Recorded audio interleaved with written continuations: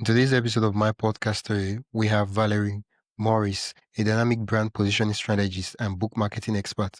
Valerie is the creative force behind the podcast We're All Ears, where she shares invaluable insights for women navigating the challenging journey of infertility and IVF. With a background that spans nearly 15 years in the entrepreneurship and marketing, Valerie's unique story began when she had to reinvent herself after the Great Recession. She transformed her passion for social media into a thriving business, Tintero Creative, which now supports authors in launching their books successfully. Valerie's journey is not just about marketing, it's about resilience, creativity, and making a meaningful impact in the lives of others. She's here to share an inspiring journey on how she built her show from the ground up and the lessons she's learned along the way. Tell us your name and what you do. Hi there. My name is Valerie Morris, and I am a digital marketing specialist. I specialize in working with authors and speakers who are looking to write books. And I am just a lover of content. I love reading books. I love listening to podcasts, and I love creating my own content as well. Wow. What's the name of your podcast and what's it all about? Well, as a content lover, I actually have a few podcasts. I started off with a marketing podcast that I first used to help launch my book in 2019. I used the podcast episodes to help me write the book, but also to help promote the book once it came out and gave me something to talk about outside of just buy my book, buy my book, buy my book constantly. Yeah. And I use my marketing podcast continually to, get in front of some really fun people, learn about the industry, see what people are doing. But as I've become more specialized in the work that I do, I developed another podcast about book marketing. And it's all about, it's called Bound for Bestseller. And that podcast is really specific about book marketing. And I don't promote it a ton, but it actually outperforms my more general marketing podcast. And then I have a third podcast that I don't really post very regularly to, but it's very specialized. And it's called Infertility and IVF Meditations. And it's all just meditations and affirmations for people who are walking through infertility. And this podcast, because it's kind of a side project and it's a passion project and it's not monetized in any way, it ends up being a kind of a secondary thought. So I don't post to it regularly. But even without posting to it regularly, that podcast is the most successful one by far in terms of downloads, in terms of affiliate income that I've received just in the last 6 months after just throwing some affiliate links in the show notes. And that one has the most global reach, which has been really fun to see how just specializing down into something so specific can really improve how you're reaching people. Can you say the name of this podcast again? Is it on YouTube? No, this one is audio only, and it's Infertility and IVF Meditations. Oh, it's audio only. Yes, it's audio only. It's very specialized towards primarily women who are walking through in vitro fertilization and infertility, and who are either actively in treatment or are just walking through a lot of the emotions that you experience when you're going through infertility. And this was a passion project that I started when we were... How do you, I'm sorry. Infertility what? I'm trying to search for it and like... infertility. Infertility. I forgot how to spell. Infertility... IVF and Infertility Meditations. IVF. Yeah. It's specifically for people who are... I can't see the podcast. I can't see... Okay, let me share my screen so you can see what I'm seeing. Okay. So we'll just do a shameless plug of the podcast while also talking about the podcast. Okay. Shit. Can you see my screen? Yeah, it's that pink one there with the pineapple. Where is it? This right one? in the center. This one. Right there. That's it. Wait. This is an interesting thing, Like, this is completely off topic, but like, it's nice to see how your podcast stands out in the mix of every other podcast. Like all these podcasts are about the same topic. And Right. look at this, look at this, look at this. And oh, why is this Yeah. stuff not scrolling? Yeah, Okay. that show They, I really other, just started other than go ahead. this, they look the same. Other than this podcast. Yeah. Well, and a lot of them have faces. Pink. Yeah, Pink. Yeah. pink. Yep. Yeah. Definitely more of a feminine Yeah. audience for sure. I mean, there's definitely probably some men who have listened to that podcast or who listen to these, but especially with IVF, it's primarily the female who's trying to get pregnant. And so they're the ones taking all the medications and going to the doctor appointments. And so, and just because it's happening physically to your own body, you are walking through a lot of the emotions. It's just very intimate. So yeah, definitely more of a feminine space. And this one started off simply as my own therapy to myself as I was walking through a lot of this stuff myself. And I published it or I recorded a bunch, I edited a bunch and scheduled them out over the course of, 8 to 10 weeks and let them just roll out. And I kind of forgot about them. And I honestly didn't tell anybody that I made this. I didn't tell any of my family. This is an interesting story. Yeah. Let me it's fun. stop sharing so I can listen to the story. Okay. So you didn't tell anybody? Okay.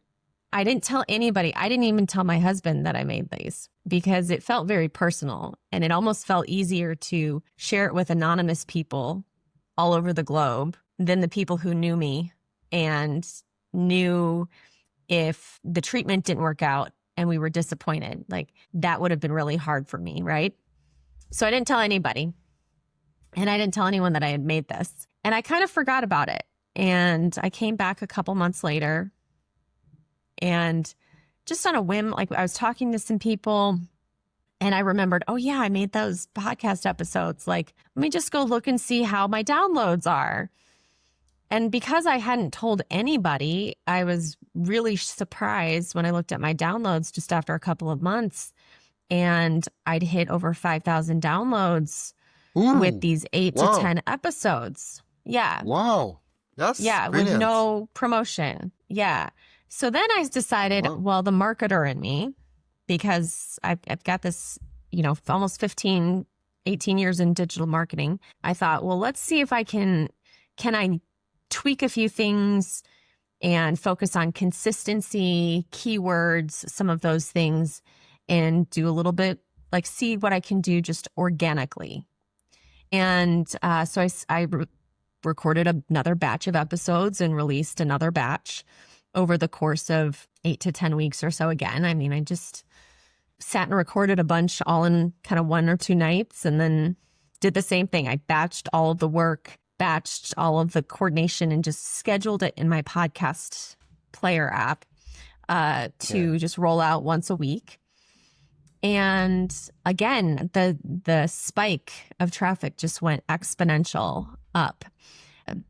And around that time, my son was born. I'm dealing with a newborn. Thankfully, IVF worked for us. But, suddenly I was in, chaos of having a newborn. And so I really didn't do a ton with it. But around that time, after I had kind of done that second experiment, I shared with my network. I shared with my friends and family about it and shared that I had put this out there and then told my marketer friends, I'm sharing about it and just more of the case study behind it around how specialized and focused it is that people are out searching for very specific terms when they're looking for podcasts. And so that was just, at that point, I saw a huge increase again, just in those little spikes of talking about it here and there. And I also started sharing it with other, mainly Facebook groups, but other digital communities I was in where people are asking questions about fertility treatments and how to find the right doctor and is this normal or whatever. So I started sharing about it within these circles of other women that I knew were my ideal target audience. And I've maybe shared it 4 or 5 times in the last 2.5, 3 years almost. I really don't do a lot of promotion of the episodes, but there's certain episodes that continue to perform well. There's a few, especially around Mother's Day, that continue. I have one that's called Mother's Day Sucks. Yeah, I looked at it. It's slightly blunt affirmation.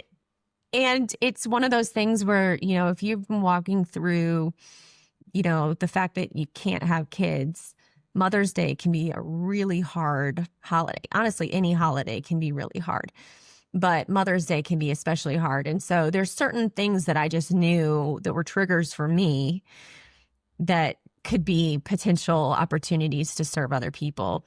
And I think about 6 months ago, I started putting some more affiliate links in my show notes. But outside of the affiliate links, towards this is a very interesting case study, because Yeah. I know there are, you happen to have 3 podcasts, and there are so many ways and so many things we could explore. But the reason I want us to go deep into this case study is because podcasts, what I'm thinking made your podcast get all those spikes is podcast SEO, which is people go to the app, the podcast app, and they're like infertility podcast, fertility podcast, or fertility podcast for women and stuff like that, and your podcast pops up and they click and they listen, right? So that's what I'm thinking. So I would love 100%. to ask you It's some all specific keywords. questions. Yeah, It was all keywords, and even down to like naming the podcast. You look at it and it is very boring. It's very straightforward. There's nothing really creative in the name of it. The pineapple is a symbol within the infertility community of kind of a good luck charm kind of a thing. So I knew that anybody that had kind of walked through this would recognize, pineapple, like that they would know that. So I just kept it very simple. But the keywords have been huge.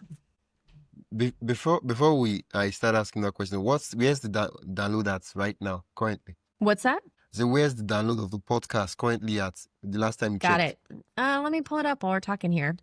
Because do you that have was it, like, one of the handy? other. Yeah, let me pull it up for us. So would you love to share it with us? let's see here. Let's see. Let's peek our eyes into the behind the scenes. Let's see how I can do this with all of my screens. You click on share and share screen. Yeah. This is exciting. I've been thinking about podcast SEO, and here I am speaking with the master. I mean, I'm just applying some basics. So I have not published since January. Wow, 36,000. Yeah. So I said, I've done marketing. very little very little marketing. Yesterday was 35 persons. Man, oh man. Yeah. Wow. So yeah, averaging 35 a day. But no, this is what I love looking at is, I love looking at the audience. We'll see if it'll load for us. My computer's thinking a lot for us. Is it? They must have changed something. Okay. Yeah. For a moment, there was a break. Yeah. Yeah. Let's see. Compare. I don't want to compare episodes. Yeah. I wanted to see audience because normally they show a map. Yeah. And that's one of the things that I was. Yeah, and they must have changed something. Maybe it's under summary still. That was the thing that surprised me the most. Here we can look at kind of the last year. Some of the big spikes you can see, like when I put out a few more episodes, there were some nice big spikes. But May, I had no new episodes, and that was a pretty good month. And I think it's because of Mother's Day here in the U.S. But my goodness, I really hope the map will load, because that was the thing that kind of really threw me when it's not loading. Yeah, I was think just how it many will be under people. Audience. Yeah, where? It will be under audience. But Yeah. try It looks scrolling like down, see Captivate if it reloads. changed. We can just leave it here for a second and see if anything loads. It looks like Captivate. This dashboard looks definitely different than it did a few weeks ago when I looked last. So they must have changed their UX UI a little bit.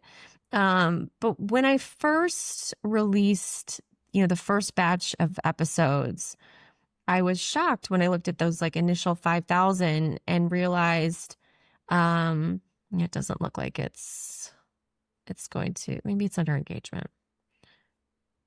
Oh yes, here we go. Yeah.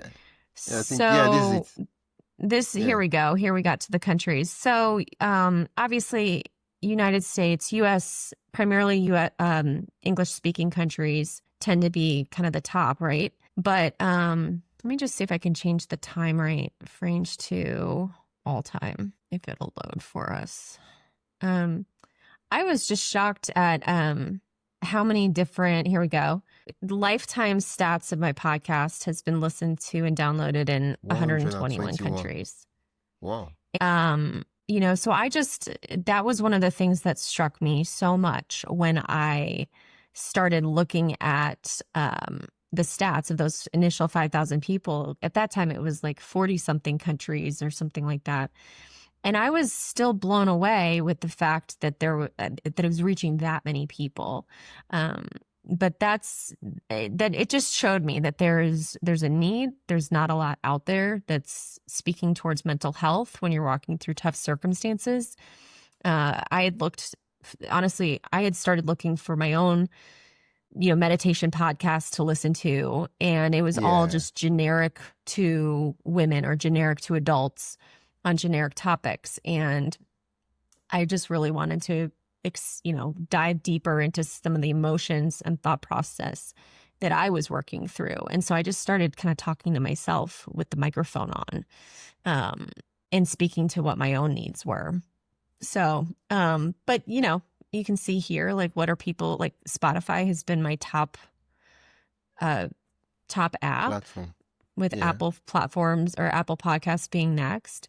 So that's been interesting for me to kind of think through, and not surprising, majority on iOS versus. Hey, just a quick break. If you enjoying the insights so far and want even more behind the scenes ideas, inspiration, and tools for growing your own podcast, join my email list at mypodcaststory.com/join.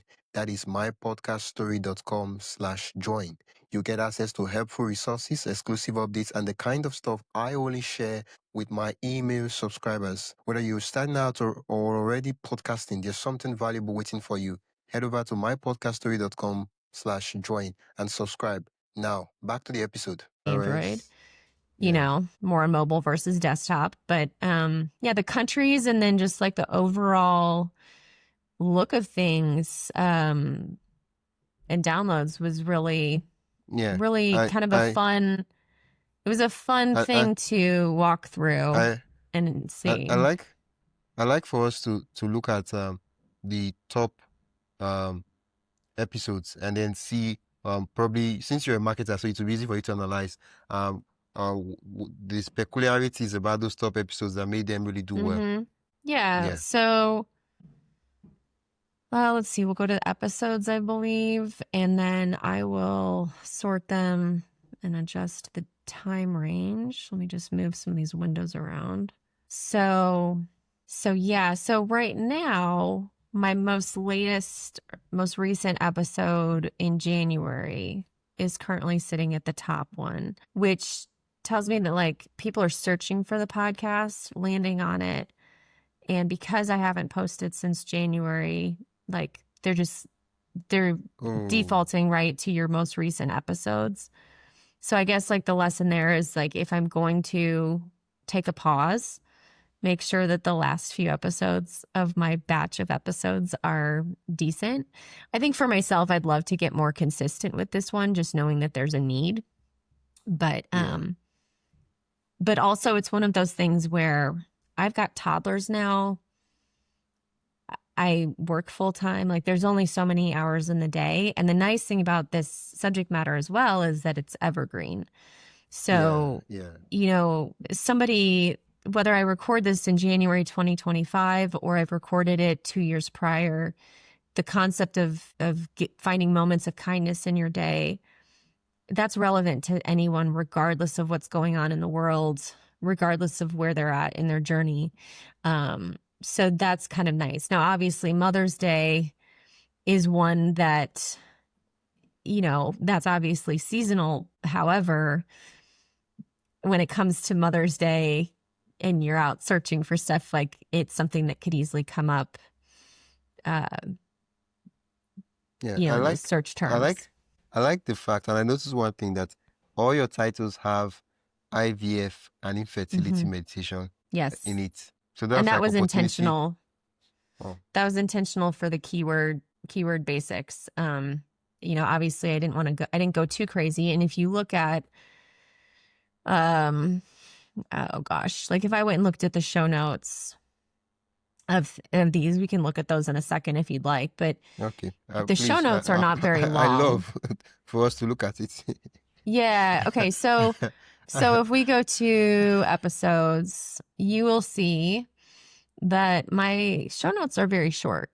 I have just this very simple kind of, what's the word? Just affirmation or encouragement to people.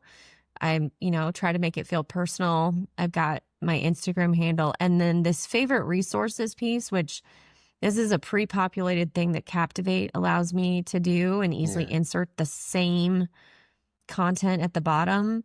But this is where I've got my affiliate links to Amazon, like books and journals and, different products and things like that. And so that I've started inserting as like a footer at the bottom of all my show notes. So you can see like the show notes are really not they're not stuffed with keywords. And I know that like just historically when it comes to marketing, that's a very tempting thing to do, is to just have just throw up as many keywords as you possibly can into a blog post or onto your website or in the metadata for your website or in show notes. But I think with mine, it's just been very clear that one, it was meeting a need. There weren't a lot of resources like this for women. And then just being intentional about making sure it's very clear who it's for with those, few words here and there. And honestly, I probably could get more fancy and use words like fertility instead of infertility. Because I know like when you were sharing your screen, you found podcasts that were using the words fertility in the name of the show versus infertility. So, but yes, having this phrase in this episode title is something that I've tried to be intentional about. It just felt very simple. And then back to the different episodes. Okay. This one about, go ahead. No, after you analyze this, right? Just a quick thing. When you're talking about each of the episodes, can you call out the names of the episodes? This will be on audio only too, so you understand, right? Sorry, say it again. Get, like, on YouTube, they can see what I am seeing right now. But for those that are listening on audio only, you can just say, instead of just clicking on it, you can call out the name, right? Even though I can see what you are showing me, people on audio, so that they know, okay, this is what she's talking about. Got it. Yeah. So, when it comes to keywords, one of the big things that I've been intentional to include is this phrase IVF and infertility meditation in the title of each episode. And that was just a very simple thing that I've done very intentionally. But you'll notice this Mother's Day Sucks episode is one where I didn't put that in there. And that was partly because I wanted it to feel like it was a different kind of episode. If you listen to this one, as opposed to any of the others, you'll notice that there's a little bit more of an edge to the way I'm talking. Even just using the word sucks, like I don't think I curse in it, but I might have cursed in it. Because But you'll also notice if you look at the episodes, I have mothers. Oh gosh, sorry, it's being slow to populate. I have, okay, moving too fast. Here we go, Valerie. Let's see if we can get it to go. Okay, so Mother's Day, I did 2 Mother's Day episodes. You'll see they both released on May 10th, 2024. One was This Mother's Day Sucks. And in parentheses, I put a slightly blunt affirmation for a hard day to say like, hey, if you listen to this, kind of fair warning that this one is a little bit out of the ordinary. It's a little bit more blunt. It's a little bit more raw. But then there's this other one that published on the exact same day that has the normal lead-in of IVF and infertility meditation, a meditation as you go into Mother's Day. And so for somebody that's really just looking for like more of the normal, calming, kind of soothing, kind of peaceful meditation that they would normally get from most other episodes from me, if they were somebody who's listened to all of them, they would just the subtle cue that one has that lead in of IVF and infertility meditation at the start of the episode tells them that, hey, this one's more of what you're used to. This other one is a little different. And so, but if we're looking down the list of these, they all start with the same kind of lead in of IVF and infertility meditation, and then kind of the subject or the more specific description of what that theme is that we're exploring. And most of the episodes, honestly, this is one of the other things I love about the show, is most of the episodes are anywhere from 6 to 12 minutes long. I didn't give myself this pressure to create these long, drawn out experiences that require, these huge poetic things that I need to write every week. Sometimes they were just things that I would just kind of let stream of conscious flow. I'd turn the microphone, hit record, and I would just kind of talk to myself or talk to one of my friends that I know is working through it. Like imagine that I'm talking to them and encouraging them. At this point, our family is complete. We don't have any plans to do IVF again. We don't have any plans to have any more kids. So for me, that's another piece about like doing this podcast and doing more episodes, is that instead of talking to myself all the time, I either have to like get back in my own head of where I was in that headspace for when I recorded all of these and I was going through everything, or I need to think through my friends who are walking through it and put myself in their shoes and pretend I'm encouraging them and talking to them. So that's been one thing. But yeah, it's been a fun journey. That's for sure. You mentioned that you've been making some income, from the podcast just by promoting affiliate links. Yes. This was a realization. A friend of mine who does podcast production 100% of the time said to me, she said, your podcast gets enough traffic that there's no reason why you shouldn't be doing at least something. And I think because this is such a sensitive topic, because it's something that I walked through myself and have experienced like my own triggers, my own, I've got my own scars that I'm healing from walking through some of this. Sometimes it feels a little weird to think about monetizing something that is so emotionally triggering. And so I've been very conscious about what feels appropriate to do, what not. At the same time, wanting to help people. And so when my friend suggested simply putting affiliate links in the show notes, I thought, gosh, that feels like a very subtle, simple way. And I can't tell you that like I'm making, like it's not paying for my mortgage. I'm not making that kind of income from it. I just started it back around the turn of the year. So almost 6 months ago. But the amount of increase has been significantly higher. The number of clicks over to Amazon, and I've mainly just focused on Amazon because that's where I'm at. Like that, I've already have an affiliate account with Amazon. It's very easy for me to point people to there. I'm curious. Yeah. I'm curious. Earlier on you showed me the dynamic link that Captivate has, right? I don't know. Could you show us what it, okay. I guess in order to find out what the affiliate link looks like, I'll have to click on one of your episodes to see what it pops up. Yeah. And on Apple, Yeah. it's showing me Amazon affiliate links used. I guess let me try Spotify player to see if it will pop up instead. Yeah. And I just focused on things like some of the top books that I have found helpful from a mental health standpoint. I think I might have had a journal in there. The cool thing about Captivate, and I know that other podcast players and podcast host software, hosting software allows you to do similar types of things, but I can update that one section and it will update on all of my show notes. So as opposed to updating each show manually, it makes it easier to update things. And right now, the same friend that told me, hey, you should do this. This podcast looks like yours. That's fine. I'm fine with that. The same friend, she's encouraged me many times, and I'm about probably 85% there. But she encouraged me. Yes. Right? Yes. Yep. Exactly. Okay. Yep. And I see where the issue is.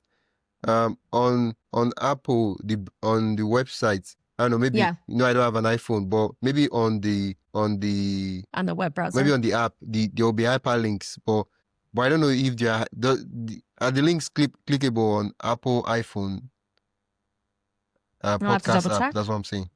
I'll have to double check. Yeah, but because on the browser, okay. But yeah, so one of the things that I'm working on is my own. Oh, I see. Just my own journal. Okay. So I plan on launching my own, essentially 52 weeks journal for people walking through IVF to kind of help document and think through their own mental health. And so once that's live and released, my own book will go in there as a resource. And so when I update that little section within Captivate, it will update on all of my previous episodes in the show notes. So, and that's another thing that I can do too at least with Captivate, but I know you can do it with this others. I can make my journal the sponsor of my show and put a pre-roll ad for my journal. Dynamic ads. So that's one of the projects I'm working on at the moment behind the scenes. Again, it's one of those things that feels authentic to me. That doesn't feel like I'm exploiting the process that I've been on. It doesn't exploit the story that my kids will understand someday, that, this was how they were conceived or whatever. It doesn't have to exploit anybody else's pain, but can truly be a resource. But it's taken me now almost a year to actually build out this journal because it is one of those side projects that I'm working on evenings, weekends, whatever, in the midst of all of the other craziness that I've got going on. But when I saw the opportunity to come and chat with you about podcasts, and just knowing just the name of your podcast and just the concept of story, I was like, gosh, this has been a fun story to tell about podcasts, because a lot of people are scared to get specific with their podcast. And I have found with this IVF one and then the book marketing one, both of those have far outpaced my generic marketing podcast. And they all have different goals, but it's amazing to see, like, people are out looking for specific answers to questions and they are turning to podcasts for them, whether it's a specific episode or they're looking to subscribe to a show. Like when you pulled up that screen that showed a bunch of podcasts about IVF or whatever, the first one on that list, the top left one, is called the Infertile Mafia. And I remember when we started walking down the process and realizing that IVF was the path we would probably have to go, I was trying to learn everything I could about the process. So I knew what questions to ask the doctors and what to anticipate with schedules and emotions and all the things. I listened to nearly every episode of the Infertile Mafia. And I mean, I remember driving in my car and just by myself and busting out laughing, listening to them talk about certain topics that normally would have made me cry.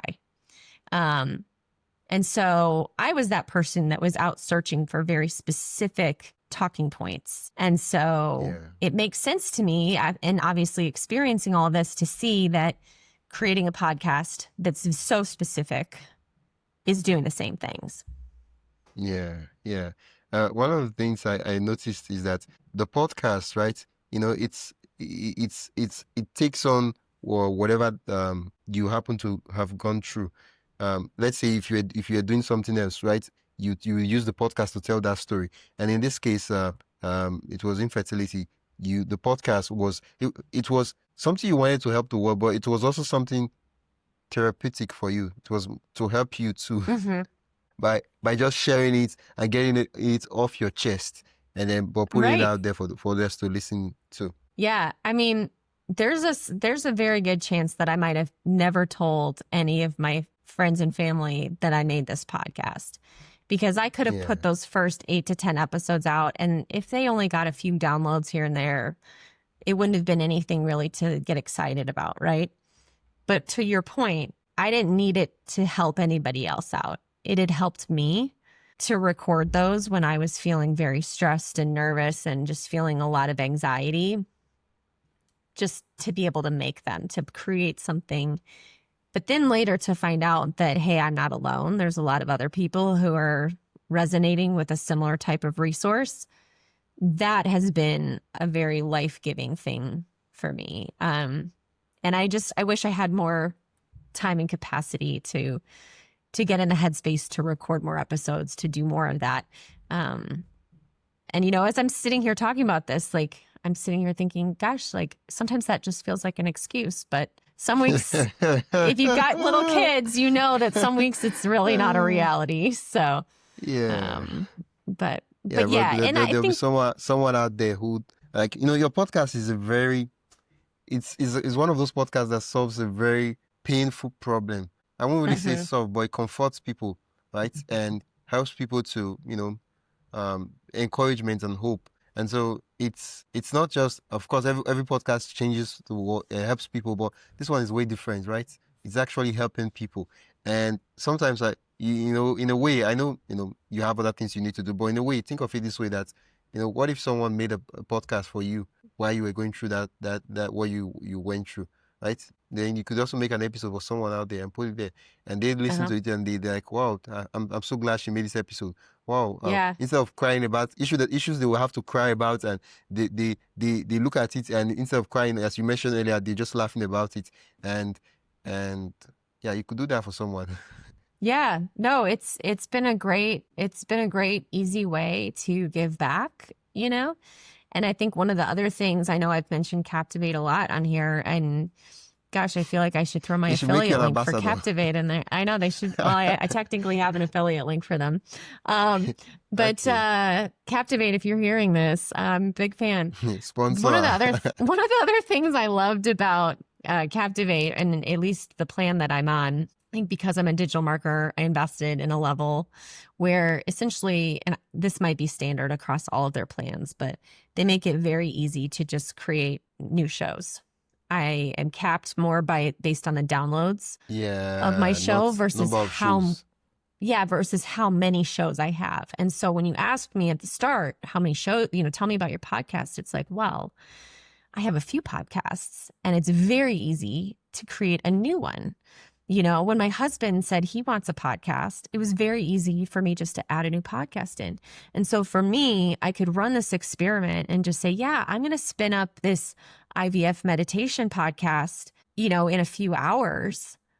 And it was so easy. You know, I had the playground, I had the sandbox that I could go just create in.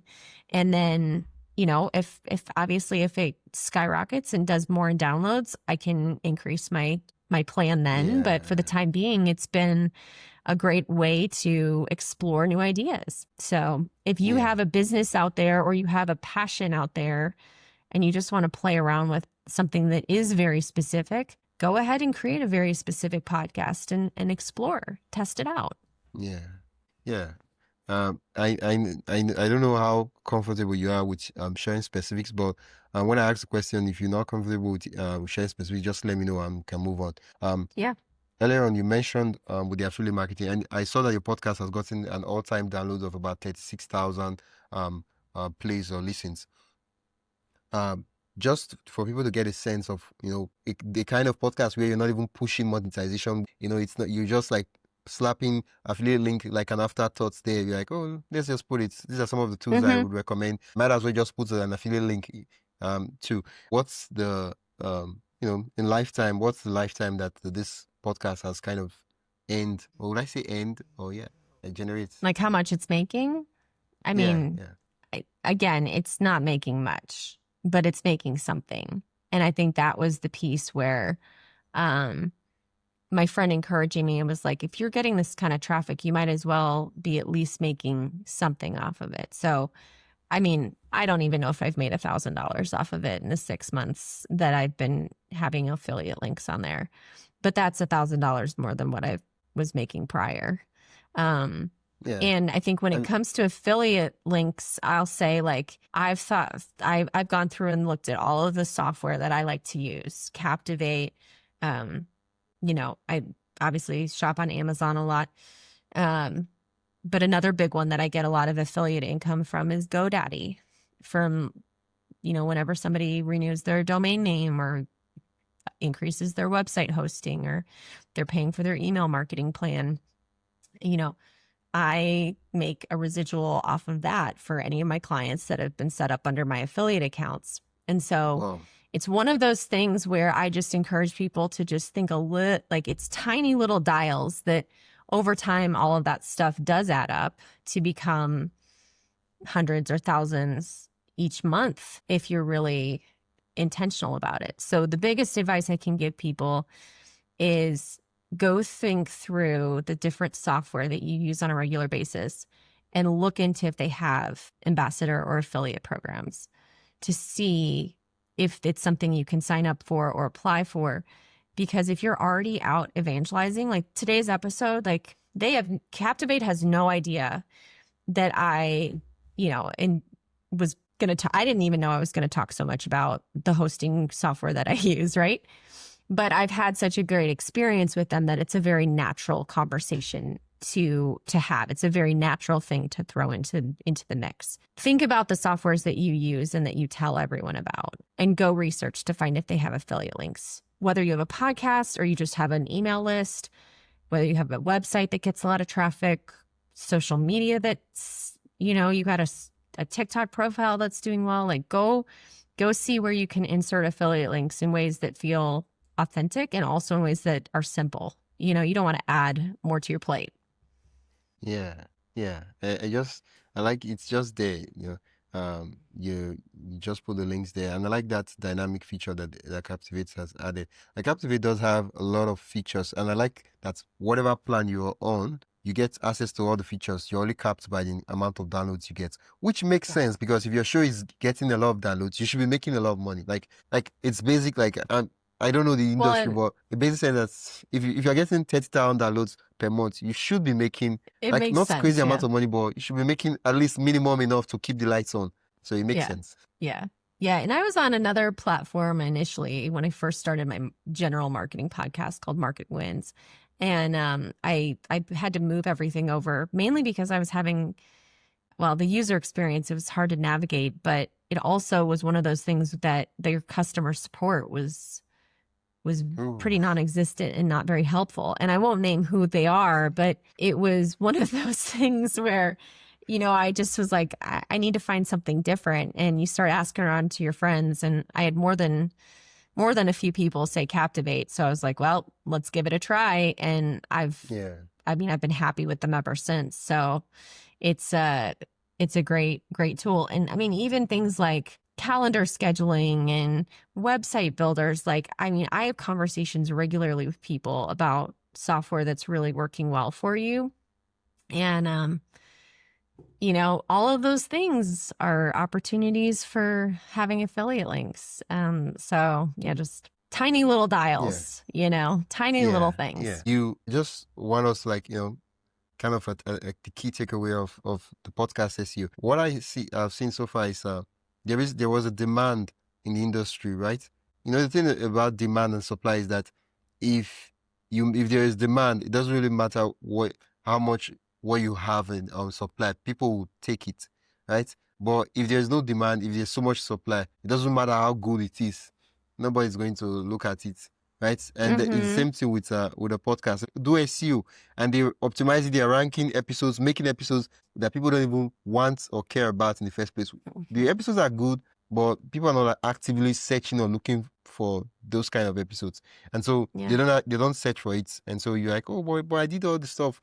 I did the title. I did this. Why is my episode not ranking? I know. It's like when somebody has a product that like nobody really needs, like a foot scratcher or something silly where you're like, I could just use my finger to scratch my foot. Like there's certain things that there's just no demand. And that's where just like the marketer brain in me goes like, hey, go pretend you're going to run Google ads for your podcast topic idea.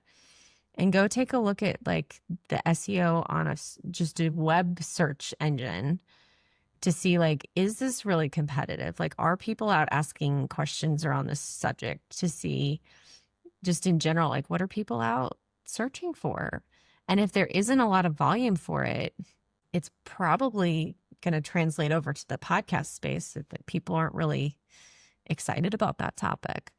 But I mean, it's amazing. Like people are like huge fans of very specific things. I mean, I know people who are so excited about model train sets and building these elaborate villages for these play trains. And you're like, this is so, to me, that feels really silly. But for them, they're obsessive about it. I mean, it's the same with certain sports. It's the same with music and certain musicians. Like, there are people out there who are very passionate about certain topics. And I think if you are part of that community yourself, you obviously know without having to do, search analytics to see, is this something I would be out looking for myself? And that's where I was with the fertility stuff. It was like, well, I looked for this for myself and saw there wasn't anything there for this population.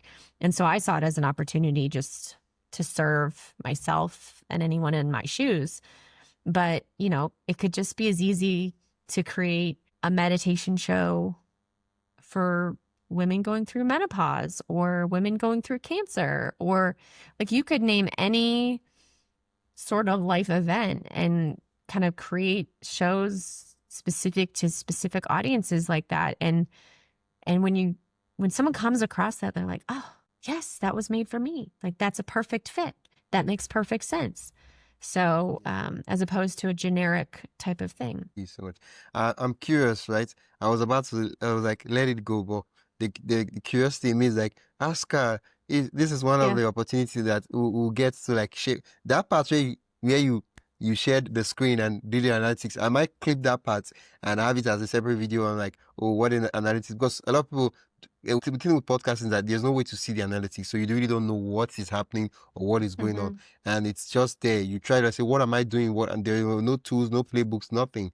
And to actually like compare and look at and say, okay, well, these people, they're doing this. Oh, I should see this. I should see that. You said the other podcast called the book marketing podcast, just as a way to plug in the show, because I know that if people have listened to the show or watched the episode, they would have seen the podcast. And if that podcast happened to be something that they're interested in regarding the fertility, they will go check it out without even telling them, oh, check out the podcast and see stuff like that. For the book marketing podcast, what's the name of the podcast? And would you be kind enough to like show us the podcast and what it looks like on Captivate? Yeah. I'm curious. Yeah. So the interesting thing about that podcast is I have only published a few episodes.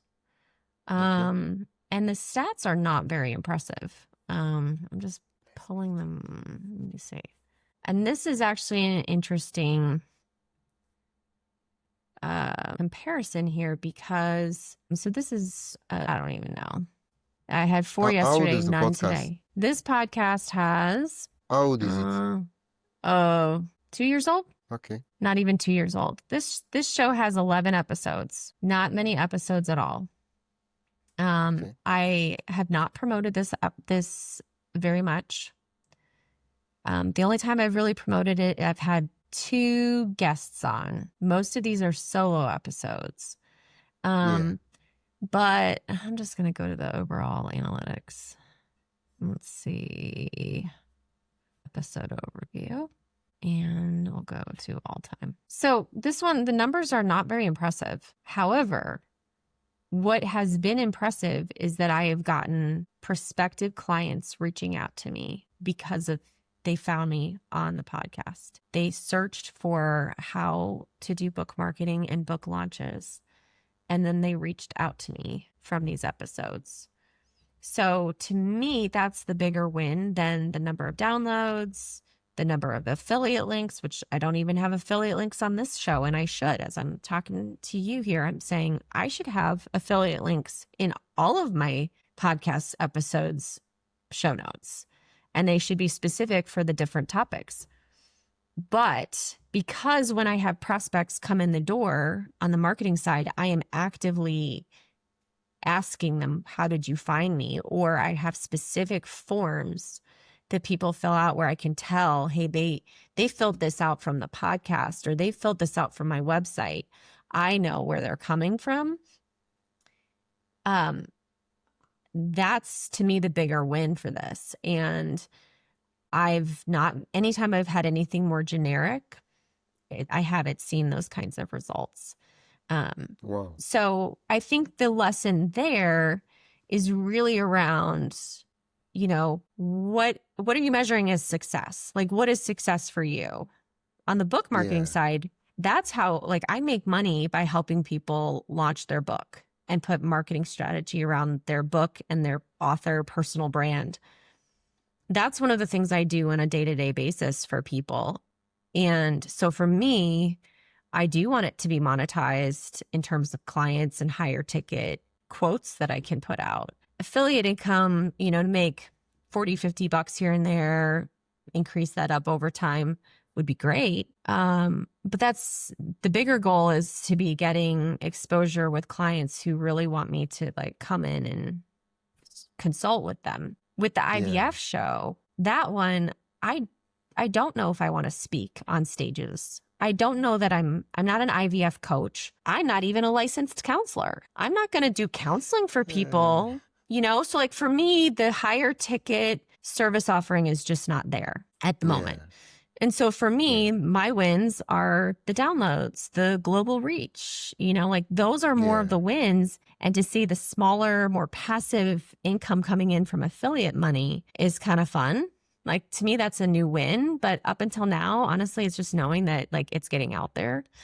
That's been the win there. So get a feel for what's the goal of your show? What are you gonna measure success by? Yeah, I like that you have 2 different podcasts to be able to illustrate the 2 different concepts and ideas, because the one of IVF, it's the kind of podcast that has a lot of potential audience and all that. But this one is, okay, I want the podcast to get in front of people who are looking to market their book and potentially get them to work with me. And so I think one of the things I love the fact that your podcast completely illustrates, and this is me not just coming up with concepts, is the fact that your podcast is getting in front of people. And if one of the episodes has 60 downloads, that's 60 persons that listen to your podcast. And out of those 16 persons, let's say 2 or 1 of those persons consider you an expert enough and they work with you. That's great. Right? Sometimes we forget that these numbers, these 60s, they are actually people, not just numbers. Yeah, the quality is much better than quantity in some of these situations. I mean, honestly, if I think about the dollars, the book marketing podcast has made more money than the IVF podcast by far, because the couple of clients that have come through the door from that as a referral source were higher ticket, where I'm charging them at least a few $1,000s for the work that I'm doing. I mean, I'll take that any day. That to me is definitely a win. So yeah, I just, it's you just have to think through perspective. And I think one of the other things is to not necessarily compare your numbers always to other people's numbers. And that's Yeah. one of the hard things to do in this space if you're thinking of doing a podcast, because everyone wants to know, like, how many downloads have you had? And it's like, well, yeah, you could have millions of downloads, but if you don't have strategy around what you're doing with those downloads, it's only so effective. So Yeah, I so much love that you are someone who has two different podcasts with two different strategy. One has 36,000 lifetime downloads. One has 380 lifetime downloads, and this other one is doing well in its own right, and this other one is doing well in its own right. It's just like humans sometimes. You're not gonna say because this one is doing this, that this one, oh, this one is a failure. No, this one is doing well in its own right, and this one is doing well. So you just have to like know what's the purpose of the podcast. If not, you won't know what success looks like or doesn't look like. What you will start doing is you start comparing yourself to what other people have defined as success for their own show. You start using that as the yardstick for your own show, which shouldn't be the case. Thank you, Valerie. Yeah, thanks so much for letting me share. It's been fun. Yeah. Just to go over, I'd love for you to mention the names of the podcast again, so that people who are interested in any of the topics can go subscribe to your show and start listening and binge listening to your shows. Hopefully, you won't leave them hanging. You start releasing the episodes more often.